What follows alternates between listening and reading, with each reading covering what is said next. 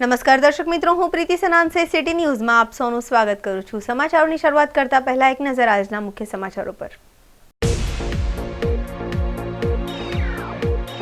વરસાદનું પવન સાથે આગમન થતા દરિયામાં મોજા ઉછળવાના શરૂ।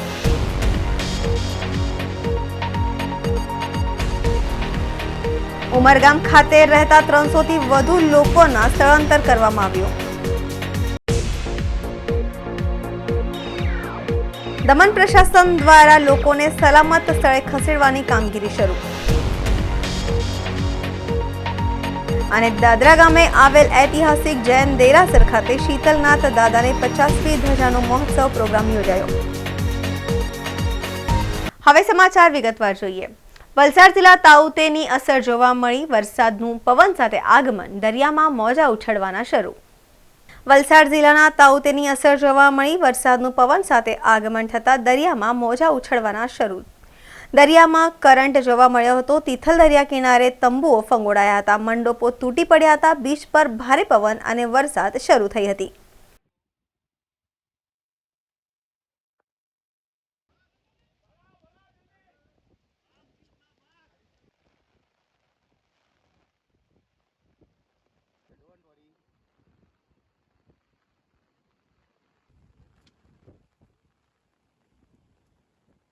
વલસાડ જિલ્લાના ઉમરગામ ખાતે વાવાઝોડાના પગલે માંગલવાડમાં રહેતા 300 થી વધુ રહેતા લોકોને પ્રશાસન દ્વારા સમજાવીને તેમનું સ્થળાંતર કરવામાં આવ્યું। વલસાડ જિલ્લાના ઉમરગામ ખાતે વાવાઝોડાના પગલે માંગલવાડમાં રહેતા 300 થી વધુ રહેતા લોકોને પ્રશાસન દ્વારા સમજાવીને તેમનું સ્થળાંતર કરવામાં આવ્યું છે। ભારે પોલીસ બંદોબસ્ત સાથે આ તમામ લોકોને ઉમરગામના શેલ્ટર હાઉસ ખાતે ખસેડવામાં આવી રહ્યા છે। આજે સાંજે વાવાઝોડાની અસર ઉમરગામ સહિતના તટીય વિસ્તારોમાં મોજા જોવા મળશે, જેથી કરી પ્રશાસન અત્યારથી જ તમામ સાવચેતીના પગલા રૂપે કાર્ય કરી રહી છે।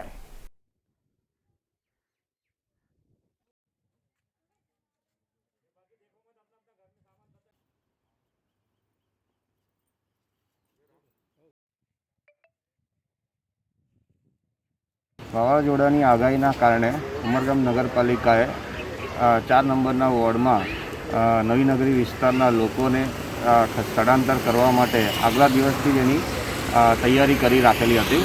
એ કન્યાશાળા સ્કૂલ છે, બારિયાવાડ હોલ છે, એની અંદર કોરોનાની ગાઈડલાઇન્સને ધ્યાનમાં રાખીને એ લોકોના માટે બધી વ્યવસ્થા રાખીને આજે મેક્ઝિમમ લોકોને ત્યાં સ્થળાંતર કરવામાં આવ્યા છે।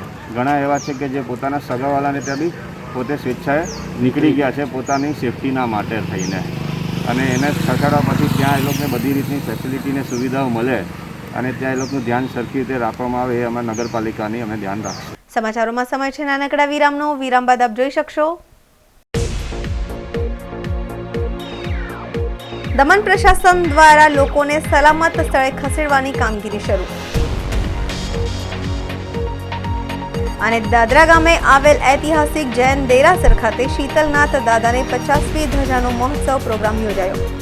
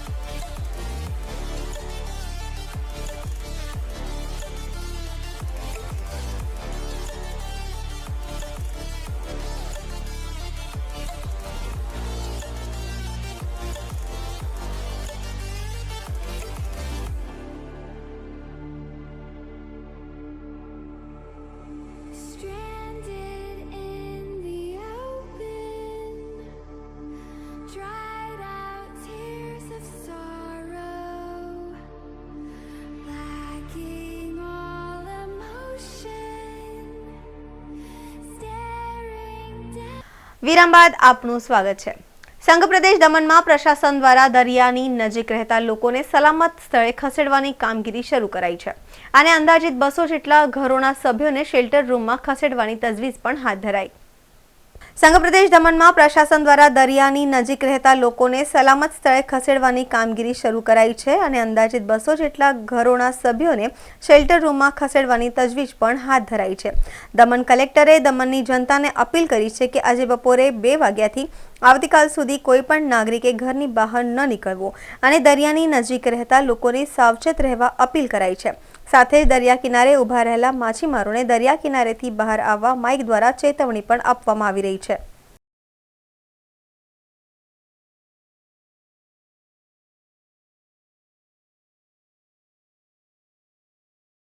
इसके प्रेस नोट भी पिछले 3 दिन से लगातार इशू हो रहे हैं और हमारी टीम्स भी प्रशासन की, रेवेन्यू डिपार्टमेंट की, पुलिस की, म्यूनसिपैलिटी की, पंचायत की घर घर जाके बता रहे हैं।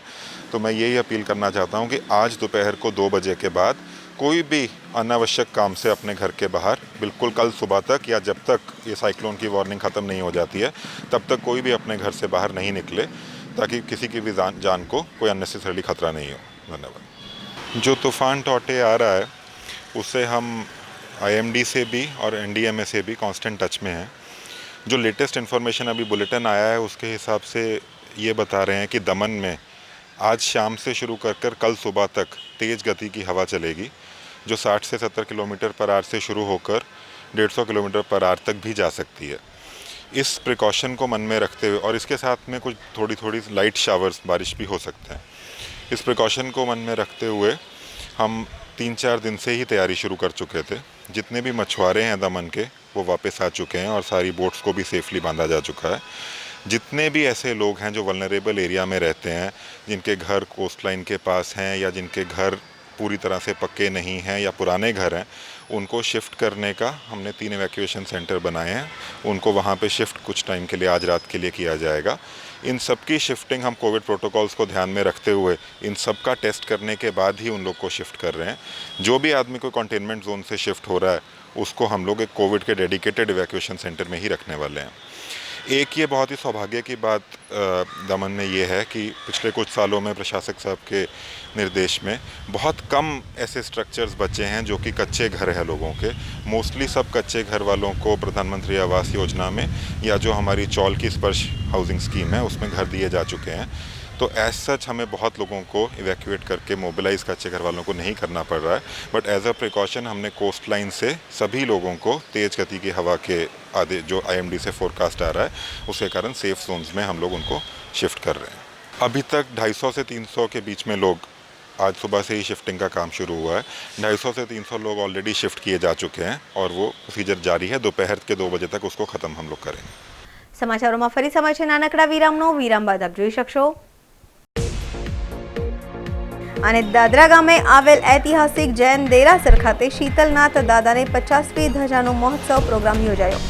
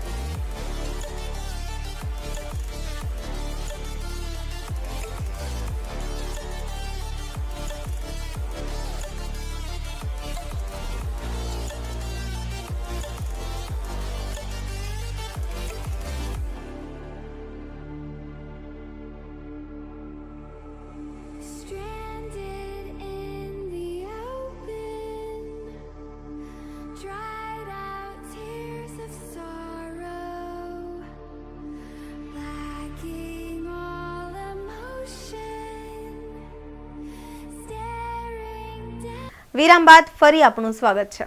દાદરા નગર હવેલીના દાદરા ગામ ખાતે આવેલું ઐતિહાસિક જૈન દેરાસર ખાતે આજે શીતલનાથ દાદાની 50મી ધજાનો મહોત્સવ પ્રોગ્રામનું આયોજન કરવામાં આવ્યું। 50મી વર્ષગાંઠ દરમિયાન દેરાસરને ફરી નવો રૂપ આપવામાં આવ્યો। ઇતિહાસ કરવટ લઈ રહ્યો હતો। ગામના તે વખતના ખૂબ જ મહેનતુ અને જેમના રક્તના કણે કણમાં ભક્તિ રસનો સાગર છલકાતો હતો એવા તે વખતના યુવાન એવા કાંતિલાલજી રામસુખજી લુણાવત 1965ની આસપાસ દમણના નગર શેઠ ગણાતા કેસરીચંદજીના પડોશી બની 5 વર્ષ દમણ રહ્યા। એક દિવસ કાંતિ કાકાએ કેસરીભાઈને જણાવ્યું કે કેસરીભાઈ, હવે હું પરિવાર સાથે પાછો દાદરા જવા માંગુ છું। આ સાંભળી કેસરીભાઈએ એક જ વાક્યમાં સંભળાવ્યું, દાદરા તમે વાંજ્યું અન્ન ખાવા જવાના। આ વાતનો અર્થ જ્યારે કાકાજીએ કેસરીભાઈને પૂછ્યો તો કહે કે ગામમાં દેરાસર ના હોય એ ગામનું અન્ન જૈન માટે વાંજ્યું કહેવાય। આ વાત કાંતિ કાકાજીના મન પર ખૂબ અસર કરી ગઈ। તેઓએ તે જ ઘડીએ કેસરીભાઈને વિનંતી કરી છે કે તો પછી આપ માર્ગદર્શન આપો કે દાદરામાં દેરાસર થઈ જાય અને ઇતિહાસ રચવાનો શરૂ થયો હતો।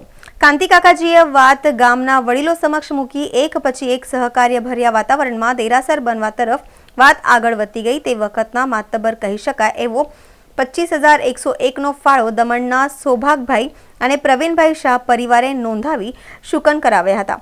ત્યારબાદ ઘણા દાનવીરો ખુશીથી આગળ આવ્યા હતા। જ્યારે જમીનની વાત આવી ત્યારે રામસુખજી નરસિંહજી લુણાવત પરિવાર અને દીપચંદજી રતનજી લુણાવત પરિવારે ક્ષણવારમાં પોતાની જમીન દેરાસર માટે વિનામૂલ્યે ભેટ ધરી દીધી હતી।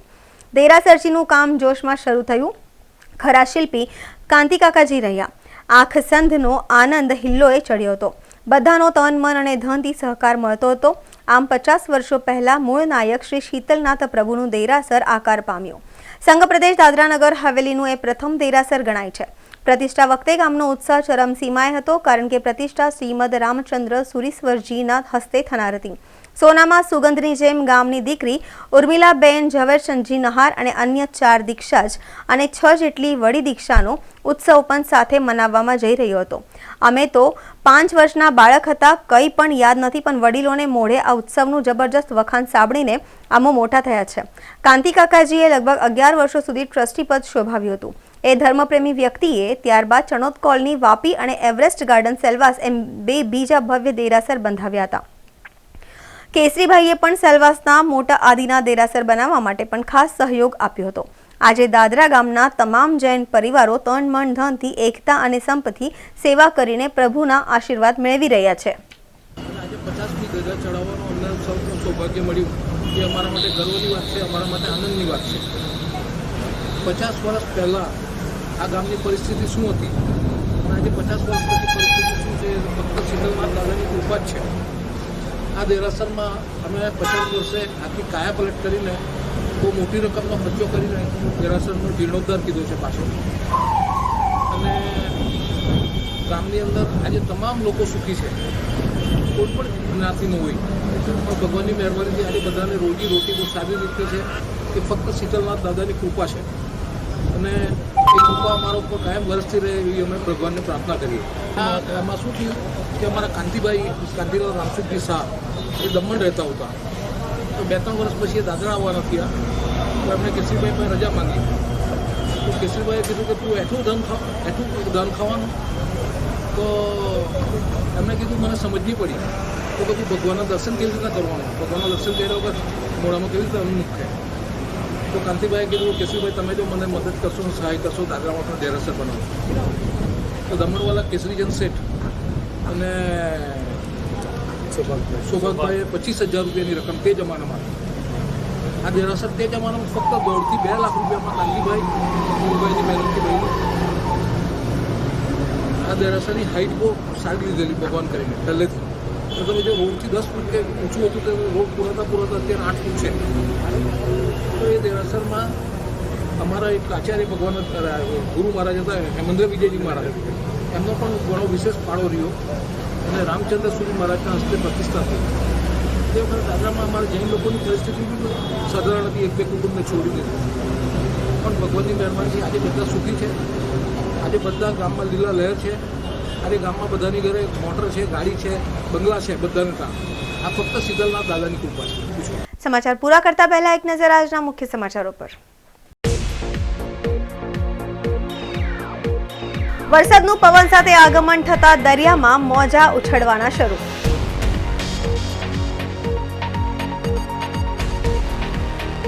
ઉમરગામ ખાતે રહેતા 300 થી વધુ લોકોના સ્થળાંતર કરવામાં આવ્યું. દમણ પ્રશાસન દ્વારા લોકોને સલામત સ્થળે ખસેડવાની કામગીરી શરૂ. અને દાદરા ગામે આવેલ ઐતિહાસિક જૈન દેરાસર ખાતે શીતલનાથ દાદાને 50મી ધજાનો મહોત્સવ પ્રોગ્રામ યોજાયો. તો આ હતા અત્યાર સુધીના સમાચાર. જોતા રહો સિટી ન્યૂઝ. નમસ્કાર.